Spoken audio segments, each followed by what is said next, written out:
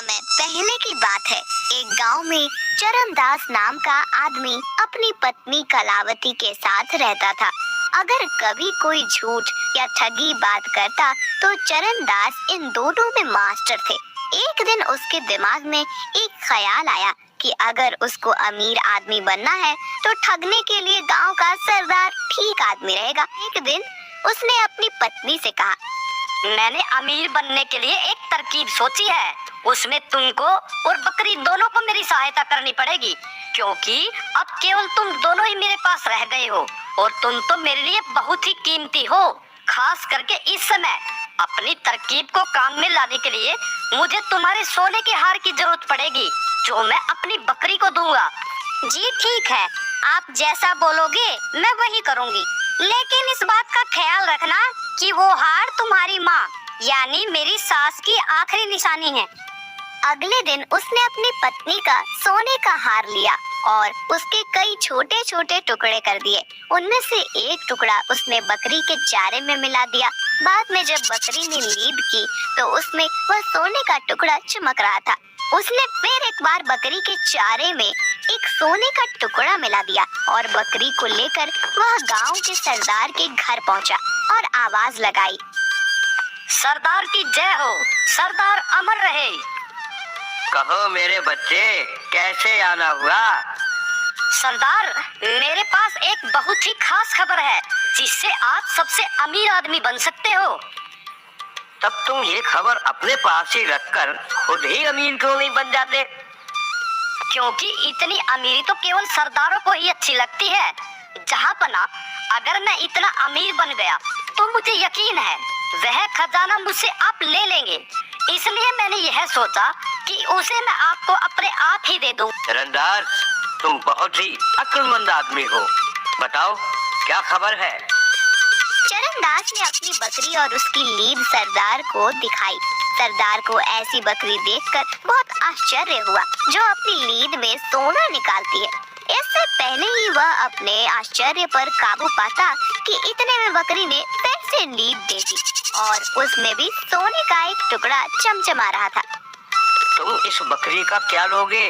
और देखो, एक दाम बताना, क्योंकि तुम जानते हो कि मैं तुमसे ये बकरी बिना कुछ दिए भी ले सकता हूँ। मैं हमेशा ठीक ही बोलता हूँ। जहाँ पना आपके एक बहुत ही छोटे नौकर की हैसियत से मैं इसका दाम केवल 100 सोने के टुकड़े और 100 चांदी के टुकड़े मांगता हूँ। चरणदास, तुमको 100 सोने के टुकड़े और 100 चांदी के टुकड़े मिल जाएंगे। चरणदास को तो विश्वास ही नहीं हुआ कि सरदार इतना दयालु था। चरणदास फिर बोला, जहाँ पना कोई आपका सोना चोरी न कर ले, इसलिए आप बकरी को अलग ही रखना और अपने बहुत ही खास आदमी को उसकी रक्षा के लिए रखिएगा। इतना कहकर वह वहाँ से चला गया। 4 दिन बाद उस बकरी को जहाँ रखा गया था वह जगह उसकी लीद से भर गई। सरदार के नौकरों ने वह पूरी लीद छान मारी पर उनको सोने का एक टुकड़ा भी नहीं मिला। ये देखकर सरदार गुस्से से भर गया और बोला, उस कमीने को मेरे पास जिंदा लेकर आओ और अगर वह न आए तो उसको मार दो और उसका मरा हुआ शरीर लेकर आओ ताकि मैं उसको गिद्धों को खाने के लिए फेंक सकूं। चरणदास तो इसके लिए पहले से ही तैयार था, क्योंकि उसको मालूम था कि सरदार उसको बुलाएगा, क्योंकि उस बकरी की लीद में सोना तो निकलना ही नहीं था। उसने अपनी पत्नी को अपना प्लान पहले से ही बता दिया। कलावती, जब हम सरदार के पास जाएंगे, जो कुछ भी मैं तुमसे कहूँ उस हर बात पर बहस करना और उसको काटना। इस तरह हम आपस में लड़ेंगे और वहाँ से आगे मैं देख लूंगा। जी ठीक है, आप जैसा बोलोगे मैं वही करूंगी। उसने एक थैली में खून जैसा लाल रंग लिया और अपनी पत्नी के पेट पर बांध दिया। जैसे ही सरदार के आदमी उसके पास आए, उसने अपनी पत्नी को भी साथ लिया और उनके साथ चल दिया। सरदार के घर आकर चरणदास ने सलाम किया और बोला, सरदार की जय हो, सरदार अमर रहे। जहाँ पना आपने मुझे बुलाया। चरणदास, तुमने तो कहा था कि तुम्हारी बकरी अपनी लीद में सोना निकालती है। मैंने उसको तुम्हारे कहे अनुसार 4 दिन तक एक अकेली जगह में रखा पर मुझे उसकी नींद में सोने का एक टुकड़ा भी नहीं मिला। जहांपना, पर मैंने तो आपसे यह केवल कहा नहीं था बल्कि करके भी दिखाया था। उसकी पत्नी बोली, सरदार, इसने आपको धोखा दिया था। बकरी की लीद से कोई सोना वोना नहीं निकलता। चरणदास चिल्लाया, चुप रह झूठी। कलावती ने भी जवाब में कहा, तुम झूठे हो। चरणदास ने गुस्सा होने का बहाना करते हुए अपनी पत्नी को बहुत डांटा। फिर उसने अपना छोटा सा चाकू निकाला, उसके पेट पर लिपटा हुआ वह थैला काट दिया। इससे इस थैले में भरा सारा खून फर्श पर बिखर गया और उसकी पत्नी जमीन पर गिर पड़ी। यह देखकर सरदार चिल्लाया, तुमने अपनी पत्नी को मार दिया? आपने मुझे बुलाया था ना? क्यों बुलाया था? जल्दी बताइए ताकि मैं अपनी पत्नी को फिर से जिंदा कर सकूं। सरदार ये सब देखकर परेशान था। वह बोला, तुमने अभी अभी एक इतना बड़ा जुर्म किया है और तुम मुझसे पूछ रहे हो कि मैंने तुमको यहाँ क्यों बुलाया?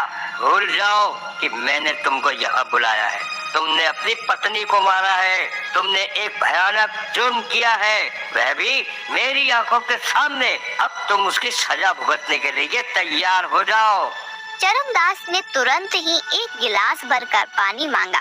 सरदार ने पानी मंगवा दिया। चरणदास ने उसके ऊपर कुछ शब्द बोले। फिर उसने अपनी गाय की पूंछ का चवर उस पानी में डुबोया और उस पूंछ को 7 बार झटक कर उससे एक आवाज करते हुए वह पानी अपनी पत्नी पर छिड़क दिया। वह बोला, इसका कटा हुआ शरीर ठीक हो जाए और मैं तुझे हुक्म देता हूँ कि तू उठ जा। उसकी पत्नी तुरंत ही उठकर बैठ गई। अब उसका भी कहीं से कटा हुआ नहीं था। गाय की उस पूंछ के चवर की ताकत को देखकर सरदार ने सोचा कि अगर यह चवर उसके पास हो तो वह कितना ताकतवर हो जाएगा। वह अपने उन सब मरे हुए लोगों को जिंदा कर सकता है जो मर गए थे। तो वह चरणदास से बोला, मैंने तो कभी ये सोचा भी नहीं था कि मैं अपनी आंखों से ऐसी ताकत देख पाऊंगा। मुझे लगता है कि मैं नींद में सोना निकालने वाली बकरी के बदले यह चवर लेना ज्यादा पसंद करूंगा। चरणदास, तुम मुझे इसे कितने में बेचोगे? जहांपना, मुझे यकीन है कि आप जानते हैं यह चवर इस बकरी से कहीं ज्यादा कीमती है, पर मैं आपको इसे 200 सोने के टुकड़े और 200 चांदी के टुकड़े में दे दूंगा। सरदार ने उस चवर के दाम चरणदास को दे दिए और वह चवर उससे ले लिया।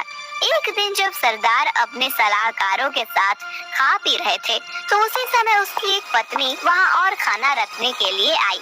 तो उसने उन लोगों से कहा, मैं पहले अपनी पत्नी को मार दूंगा और फिर इसे जिंदा करूंगा।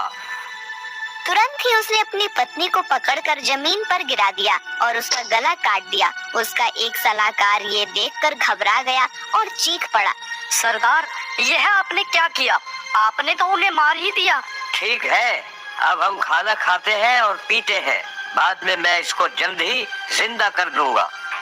पर उसके सलाहकारों को तो चिंता हो रही थी। उन्होंने सरदार को उसे जल्दी ही जिंदा करने को कहा। सरदार ने तब वह चवर पानी से भरे ग्लास में डुबोया और चरणदास की तरह कुछ शब्द बोले। फिर उसने चवर को 7 बार हवा में हिलाया और उसका पानी अपनी पत्नी के शरीर पर छिड़क दिया। उसने उसको हुक्म दिया कि वह उठ जाए, पर वह तो वहीं की वहीं पड़ी रही, हिली भी नहीं वहां से।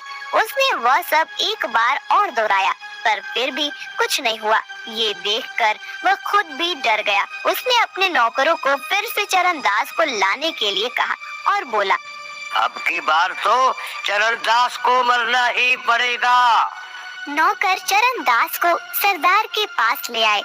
इस हरामखोर के हाथ पैर बांधकर डूबने वाली चीज में डाल दो और इसे नदी के सबसे गहरे हिस्से में फेंक दो। उन आदमियों ने चरणदास के हाथ बांधे और एक चमड़े के थैले में डालकर उस थैले का मुंह रस्सी से बांध दिया। फिर वे उसे फेंकने के लिए नदी की ओर चल पड़े। वे सुबह से लेकर शाम तक चलते रहे। अब उनको लघु शंका के लिए जाना था, तो वह थैला उन्होंने सड़क के किनारे रख दिया और एक झाड़ी की तरफ चले गए। इससे पहले कि वे वहां से लौट कर आते, एक व्यापारी अपने गधे पर चढ़कर वहां से गुजर रहा था। चरणदास को कुछ आवाज आई तो वह थैले में से बोला, मेहरबानी करके कोई मेरी मदद करो। मुझे सोना चांदी नहीं चाहिए। सरदार अपनी जिंदगी बचाने के लिए मुझे अपना खजाना देना चाहता है, पर मुझे उसका कोई खजाना वजाना नहीं चाहिए। मैं गरीब ही ठीक हूँ। तुम पागल हो गए हो क्या? अरे हर आदमी अमीर होना चाहता है और तुम कह रहे हो कि तुम गरीब ही ठीक हो। हाँ, मैं ठीक कह रहा हूँ। वह खजाना तुम ले लो। यह पैसा मेरे लिए हमेशा से ही एक परेशानी रहा है। तुम मुझे खोल दो और तुम मेरी जगह इस थैले में बैठ जाओ। मुझे वह खजाना नहीं चाहिए, वह खजाना तुम ले लो। उस आदमी ने तुरंत ही वह थैला खोला, चरणदास को बाहर निकाला और खुद उस थैले में बंद हो गया। चरणदास उस आदमी के गधे पर बैठकर वहां से चला गया। कुछ ही देर में सरदार के आदमी लघु शंका से वापस आ गए। उन्होंने वह थैला उठाया और उसे उठाकर चल दिए। उनमें से एक बोला, आखिर चरणदास, तुम हमारे हाथ लग ही गए। अब तुम किसी को धोखा नहीं दे पाओगे। हम तुम्हें अब नदी में फेंक देंगे। वो आदमी ये बातें सुनकर थैले में से चिल्लाया, नहीं नहीं, मैं चरणदास नहीं हूँ, मैं हूँ, मुझे खोल दो। हाँ हाँ, वह तुम ही हो, वह तुम ही हो। ये कहकर उन्होंने उस थैले को नदी में फेंक दिया और सरदार के पास लौट गए। पर इससे पहले कि सरदार के नौकर उसको सारी खबर बताते कि चरणदास गधे पर सवार होकर वहां आ पहुंचा। सरदार तो उसको देखकर कुछ बोल ही नहीं सका। चरणदास सरदार से बोला, सरदार सरदार, आपके पुरखों ने आशीर्वाद भेजा है। अच्छा हो अगर आप भी उनसे मिलने वहाँ चले जाए। वे आपको बहुत याद करते हैं। वहाँ सोना और चांदी टनों में है। वे चाहते हैं कि आप खुद वहाँ जाकर वह सोना चांदी ले आए। आपको वहाँ जरूर जाना चाहिए जहाँ मैं गया था। जब तक आप वहाँ से लौटकर नहीं आते तब तक मैं यहाँ रहता हूँ। यह सुनकर सरदार ने अपने गांव वालों को बुलाया और उनसे कहा, चरणदास ने मेरे पुरखों को देखा है, मैं भी उनको देखने जाना चाहता हूँ। जब तक मैं उनके दर्शन करके नहीं आता तब तक यह चरणदास ही तुम्हारा सरदार रहेगा। चरणदास ने सरदार के नौकरों से सरदार को वैसे ही चमड़े के थैले में बांधकर नदी के सबसे गहरे हिस्से में फेंक देने के लिए कह दिया। सरदार के आदमी सरदार को थैले में बांधकर नदी पर ले गए और उसको नदी में फेंक दिया। चरणदास ने उस गांव पर कई सालों तक राज किया और जब सरदार वापस नहीं आया तो वह उस गांव का असली सरदार बन गया।